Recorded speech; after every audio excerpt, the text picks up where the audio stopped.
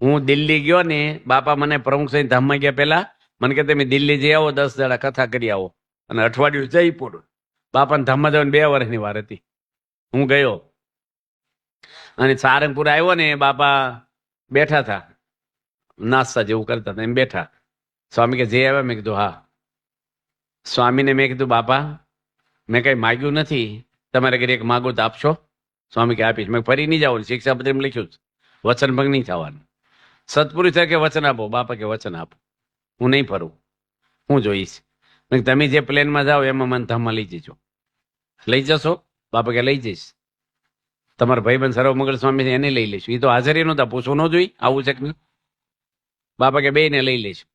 અને બાપા ગયા લઈ તો ગયા નહીં, તો વિશ્વાસ કોનો કરવો? બાપા જતા રહ્યા, અમને લઈ ન ગયા.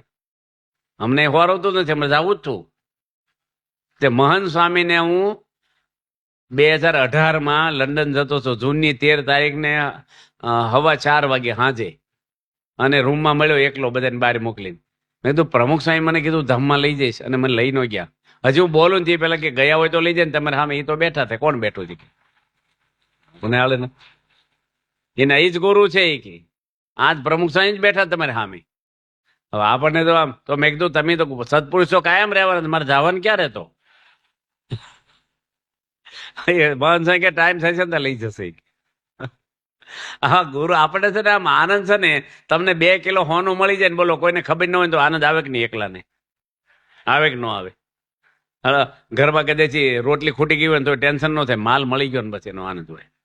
છોકરાને એક છોકરી મળે, લગ્ન હોય, કેટલો આનંદ થઈ જાય છે ને, એક છોકરીની પ્રાપ્તિ થઈ જાય. હવે છોકરીની તાકાત હું ભગવાન હું. વરરાજા થયા હોય, આ બધા વરરાજા થયા હતા, કેટલો આનંદ હતો કે નહીં? હવે રહ્યો એમાંનો બહુ. હા, મોટા પુરુષને સ્ત્રી નહીં, ધન નહીં, મારું તારું નહીં, વેરઝેર નહીં, કોઈનો અભાવ નહીં. ભાગવતમાં લખ્યું છે કાંતા કનેક સૂત્રેણ વિશિષ્ટમ સકલમ જગત તાશુ તેશુ વિરક્તશુ દીભુજ પરમેશ્વર. સ્ત્રી ધનથી જે વિરક્ત છે, આખું જગત વીંટાળેલું છે સ્ત્રી ધનથી. કાંતા એટલે સ્ત્રી ને કનક એટલે પૈસો, સૂત્ર એટલે દોરી, આખું જગત બંધાણેલું છે. તાશુ તેશુ વિરક્તશુ, ત્યાંથી જે વિરક્ત છે, દેહભુજ પરમેશ્વર, 2 થોડો ભગવાન છે. આ ભાગવતમાં લખ્યું છે. પ્રમુખ સ્વામીના જિંદગીમાં કોઈ બેન દીકરીનું મોઢું જોયું નથી. મહંત સ્વામી પણ આખી જિંદગી નિષ્કલંક પુરુષ.